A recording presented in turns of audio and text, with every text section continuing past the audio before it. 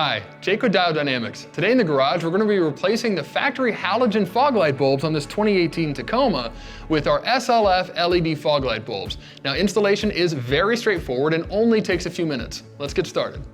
To get started on upgrading our fog lights, we're going to remove the factory H11 fog light from the passenger side of the truck. Now, to remove this bulb, you're actually going to disconnect the factory harness before you pull the bulb out of the fog light housing. Then turn counterclockwise to remove the bulb. Then we'll connect our H11 SLF to the factory harness. With our SLF connected to the factory fog light harness, you can install it into the housing and turn clockwise to secure it. Now we'll head to the driver's side and repeat the same steps to finalize our installation.